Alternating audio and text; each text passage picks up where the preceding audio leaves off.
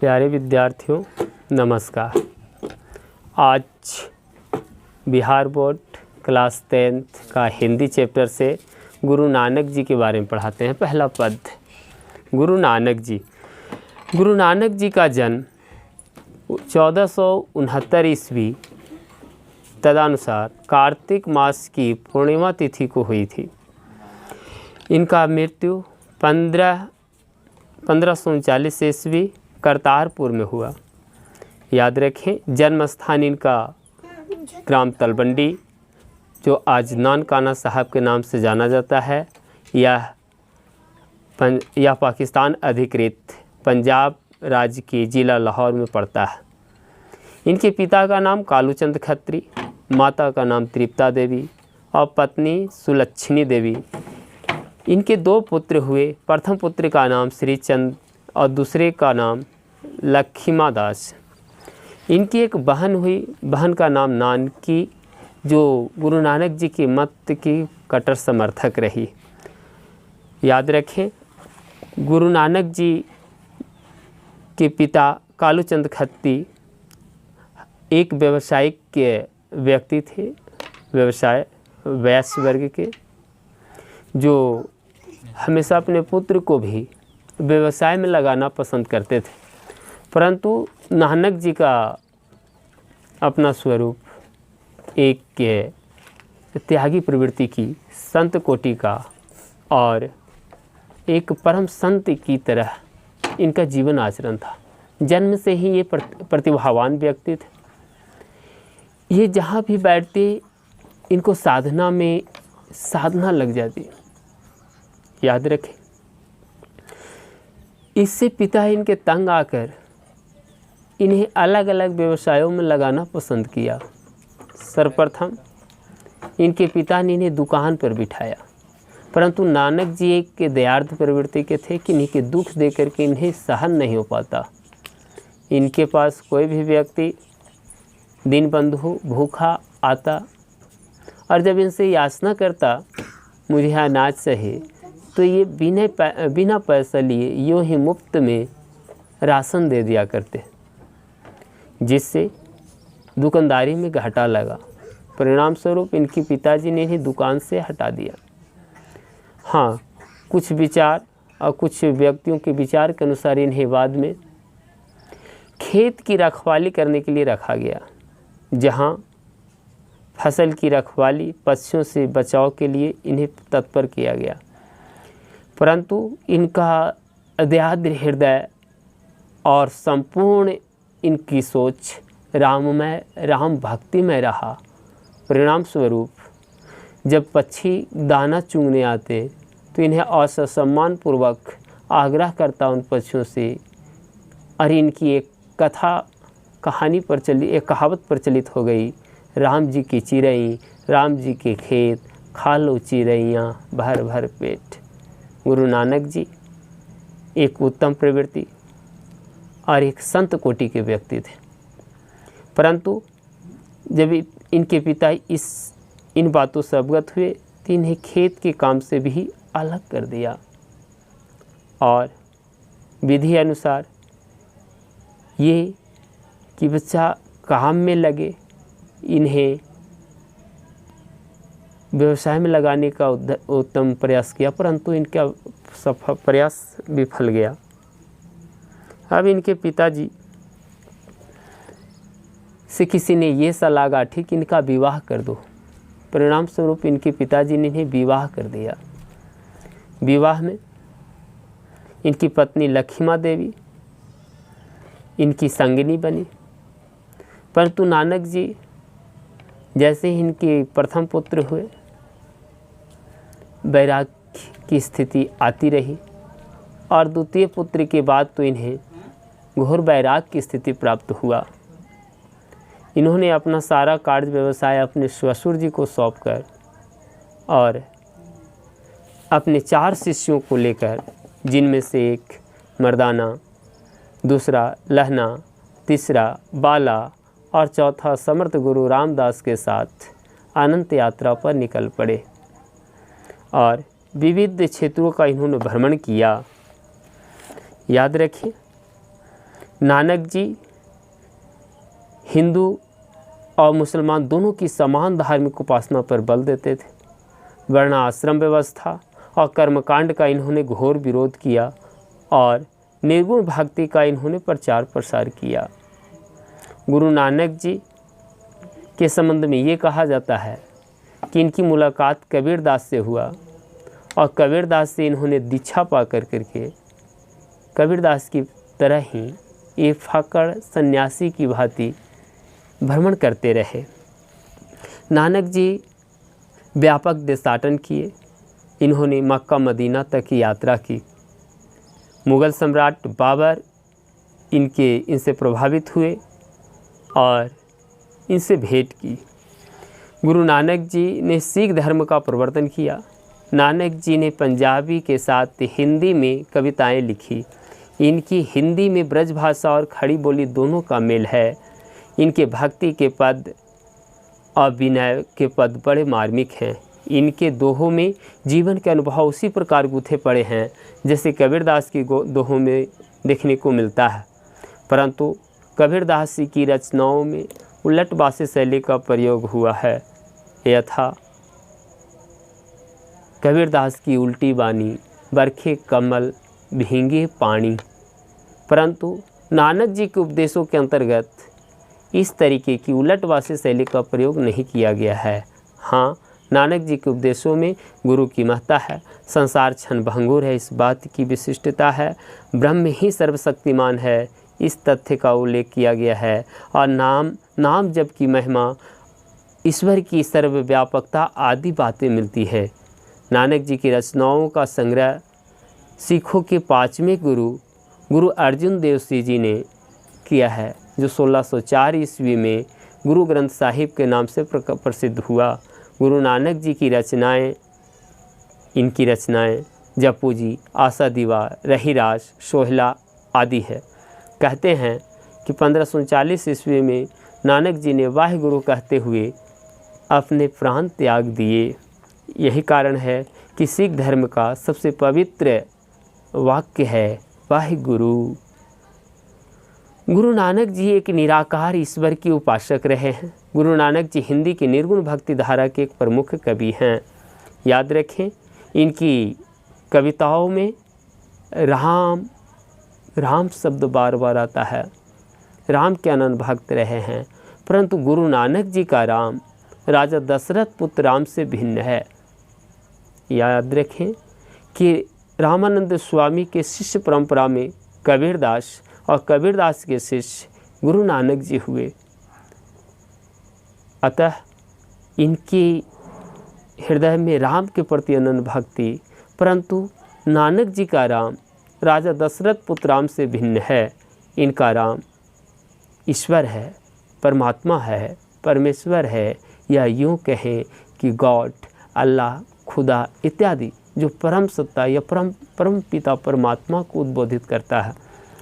पंजाबी मिश्रित ब्रज भाषा में रचित इनके पद बड़े सरल हृदय की भक्ति भावना में डूबे उद्गार हैं। इन पदों में कबीर की तरह प्रखर सामाजिक विद्रोह भावना भले न दिखाई पड़ता हो। हाँ, कबीरदास जी की वाणी बड़ी फक्कड़ रही है, परंतु नानक जी की वाणी धर्म उपासना के कर्मकांडक मूलक और सांप्रदायिक स्वरूप की आलोचना तो किए हैं, परंतु कबीरदास की तरह फक्कड़ नहीं रहा है। कबीरदास की अगर पंक्ति देखें तो इनकी पंक्ति में रहा है कि पहाड़ पूजे हरि मिले तो मैं पूजूं पहाड़, क्यों ने इस चाकी को पूजे जिसे पीस खाए संसार। साथ ही मुस्लिम धर्म की आलोचना करते हुए उन्होंने कहा, खाकर पाकर जार की मस्जिद लियो बनाए, चढ़ मुल्ला बांग दे क्या बहरा हुआ खुदा। याद रखें, नानक जी के अंदर धर्म सुधार की भावना रही है, परंतु ऐसी प्रखर विरोध की भावनाएं इनकी रचनाओं में देखने को नहीं मिलता। सामाजिक भेदभाव के स्थान पर इन्होंने प्रेम के आधार पर सहज सद्भाव की प्रतिष्ठा दिखलाई पड़ती है। नानक के पद वास्तव में प्रेम एवं भक्ति के प्रभावशाली मधुर गीत हैं। यहाँ नानक जी के ऐसे 2 महत्वपूर्ण पद प्रस्तुत हैं। प्रथम पद में बाहरी वेशभूषा, पूजा पाठ और कर्मकांड के स्थान पर सरल सच्चे हृदय में राम नाम की कीर्तन पर बल दिया गया है। इसी कविता को आज हम लोग हृदय अंगम करेंगे। राम नाम बिनु बिरथै जगी जन्मा। गुरु नानक जी की प्रथम पद, राम नाम बिनु बिरथै जगी जन्मा। आइए हम लोग आज इसी पद का अध्ययन करते हैं। पहले इन कविता का पाठ करें जो पंजाबी मिश्रित ब्रज भाषा में है। ध्यान दें। राम नाम बिनु बिरथै जगी जन्मा, बिखु खाबै बिखु बोलै, बिनु नावै निफलु मति भ्रमणा। पुस्तक पाठ व्याकरण बखानै, संध्या कर्म निकाल करै। गुरु शब्द मुक्ति कहाँ प्राणी, राम नाम बिनु अधूरी मरै। दंड कमंडल शिखा सुत धोती, तीरथ गवणु अति भ्रमणु करै। राम नाम बिनु शांति न आबै, जपि हरि हरि नाम सुपारी परै। जटा मुकुट तन भस्म लगाई, बसन छोड़ी तन नगन भया। जे तेजी जंत जल थल महियल, जत्र तत्र तु सरब जिया। गुरु प्रसादी राख ले जन को, हरि रस नानक झोली पिया। देखिए, पूर्व में ही आप लोगों से मैंने बताया कि यहाँ राम नाम बिनु बिरथै जगी जन्मा। गुरु नानक जी ने राम शब्द का उल्लेख किया है। ये राम राजा दशरथ पुत्र राम से भिन्न है। इनका राम अलौकिक, निराकार, सर्वगुण संपन्न परम पिता परमात्मा से है।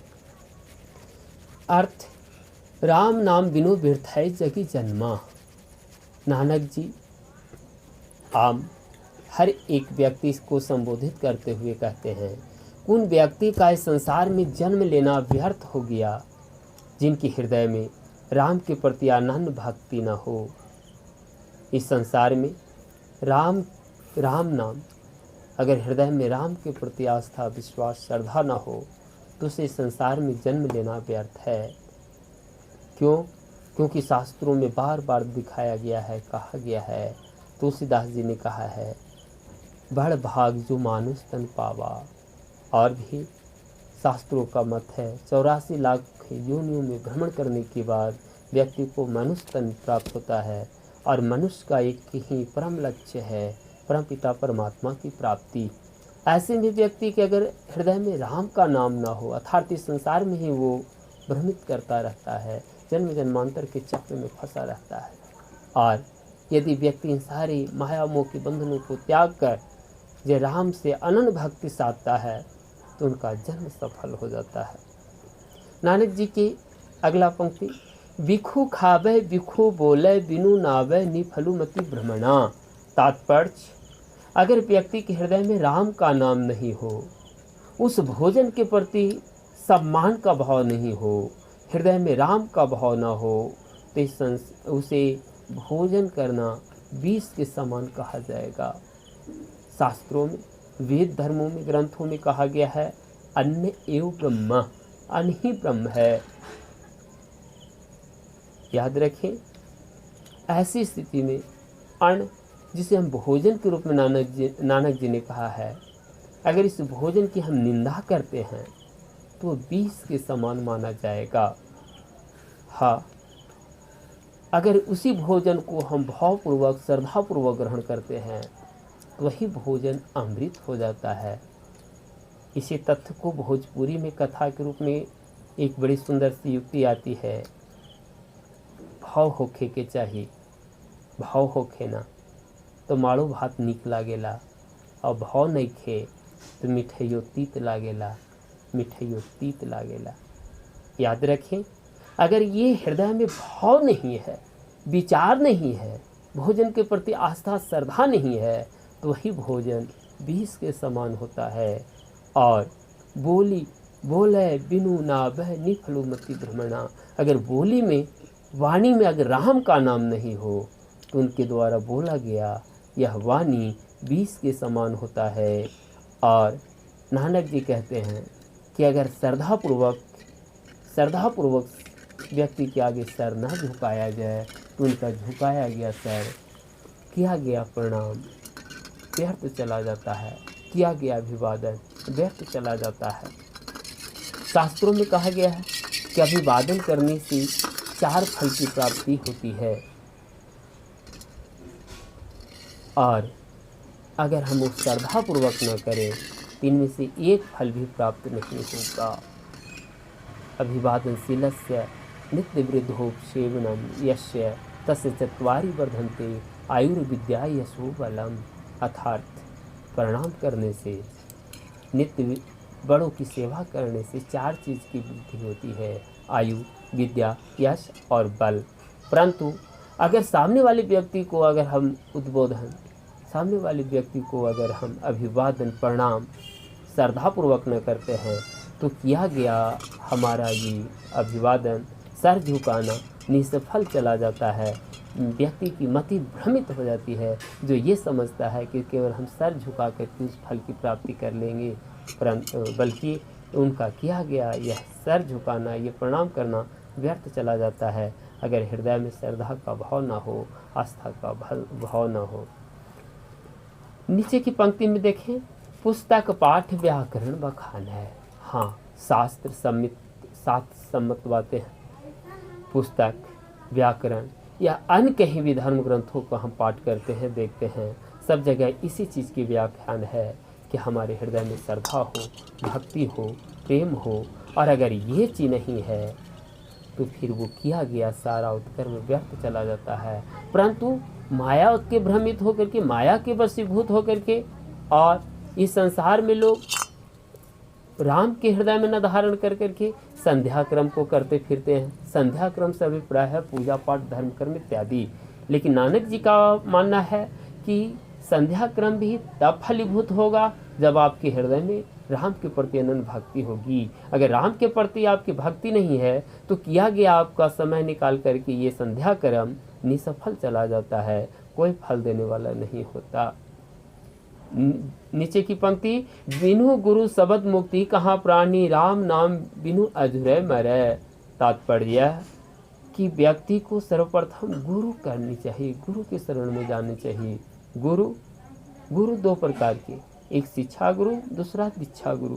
यहाँ गुरु से अभिप्राय दीक्षा गुरु से है। प्रत्येक व्यक्ति को एक दीक्षा गुरु अवश्य प्राप्त करनी चाहिए।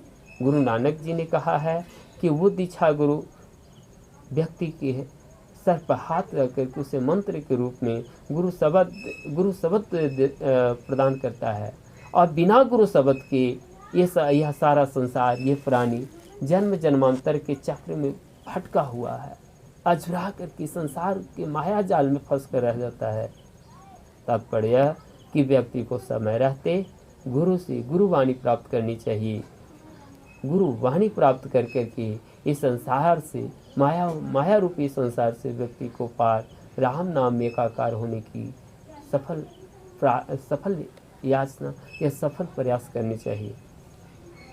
याद रखें, आगे की पंक्ति कहते हैं, दंड कमंडल शिखा सुत धोती तीर्थ गमनु अति भ्रमणु करे। नानक जी ने क्या सुंदर बातें रखे हैं। तत्कालीन समय में और आज की वर्तमान परिस्थिति में भी अनेक तरह के साधु सन्यासी लोग हैं जो मुक्ति की चाह रखते हैं। याद रखें, पुरुषार्थ 4 हैं, अर्थ, धर्म, काम और मोक्ष। ऐसी स्थिति में प्रत्येक व्यक्ति को जो मुक्ति की चाह रखता है, और इस मुक्ति की चाह के लिए लोग तरह तरह की वेशभूषा धारण करके कोई साधु बनता है, सन्यासी इत्यादि की कोटि में पहुंचते हैं। परंतु नानक जी ने कहा है कि अगर आपके हृदय में राम के प्रति अनन्य भक्ति नहीं है और गुरु से गुरु शब्द नहीं प्राप्त किया है तो आपका किया गया उत्कर्म सब व्यर्थ चला जाता है। हाँ, साधुओं की अनेक कोटियाँ हैं। कोई दंडधारी होता है, कोई कमंडलधारी होता, कोई शिखाधारी होता है, कोई सूत का धोती धारण करता है, कोई तीर्थ गमन करता है, कोई चूटाधारी होता है, कोई सोटाधारी होता है, कोई लंगोटाधारी है। ऐसी जो साधु सन्यासी लोग हैं जो विविध स्थानों का भ्रमण करते हैं, परंतु ऐसा करने से भी उसके हृदय में शांति ना आएगी। शांति तो तब आएगा व्यक्ति के हृदय में जब राम नाम सच्चे हृदय से वह जब राम नाम को गाएगा। इसलिए नानक जी कहते हैं, राम नाम बिनु शांति न आवे। जब तक कि हृदय में राम के प्रति राम नाम न जपेगा और जब तक व्यक्ति के हृदय में शांति ना आएगा तब तक वह इस संसार के जन्म जन्मांतर की चक्र में फंसा रहेगा। हाँ, और व्यक्ति अगर राम का नाम सच्चे हृदय से लेता है और राम के प्रति अनन्य भक्ति दिखाता है तो नानक जी कहते हैं जब भी हरि हरि नाम सुपारी पर है, तो वह सुंदर अवसर को, सुंदर मौका को तलाश कर जाएगा, पा जाएगा, ताकि वह हरि हरि को जप कर करके, है ना, राम के प्रति अनन्य भक्ति और राम में एकाकार हो जाएगा। साधुओं की और भी कोटियों का उल्लेख करते हुए नानक जी कहते हैं कि साधु की अनेक कोटियां हैं। कोई जटाधारी होता है, कोई मुकुटधारी है, कोई तन पर भस्म लगा करके, वसन छोड़ करके, नग्न होकर के नागा सन्यासी बनना फिरता है, परंतु ऐसा करने से भी वह मुक्ति को नहीं पा पाएगा। कब तक? जब तक वो सच्चे हृदय से, उसके हृदय में राम के प्रति अनन्य भक्ति ना हो, गुरु से उन्होंने गुरुमुखी न प्राप्त किया हो। कहते हैं इस संसार में जितने जीव जंतु हैं, कोई जल में है, कोई थल पर है, कोई इस धरा पर है, जहाँ कहीं भी है, सब जैसे तैसे जिस प्रकार से वो जीवन जी रहे हैं, सच्चा जीवन तो उनका है जो गुरु से गुरु प्रसादी को प्राप्त किया है, अर्थात गुरुमुखी को प्राप्त किया है, गुरुवाणी को प्राप्त किया है, या यूँ कहें कि गुरु शब्द को जो प्राप्त किया है, उन्हीं का मुक्ति है। इसलिए नानक जी कहते हैं गुरु प्रसादी राख ले, कि गुरु एक प्रसाद रखे हुए है, उस प्रसाद को जन को हरि रस नानक झोली पिया, उस प्रसाद को हरि रस समझ करके जो भी व्यक्ति पान करेगा उसका कल्याण होगा। और नानक जी कहते हैं कि नानक झोली पिया, नानक ने झोली भर भर करके उससे राम रस को पिया है, हरि रस को पिया है। ऐसे प्रत्येक व्यक्ति को हरि रस को पान करे और गुरु के प्रति आस्था रखे, सम्मान रखे, तभी वह मुक्ति को प्राप्त कर पाएगा। आज की ये पंक्ति यहीं पर संपन्न। गुरु नानक जी की प्रथम पद, राम नाम बिनु व्यर्थ जगी जन्मा। अगले एपिसोड में आपको जो है, जो नर दुख में दुख नहीं माने, इस कविता का उल्लेख करेंगे।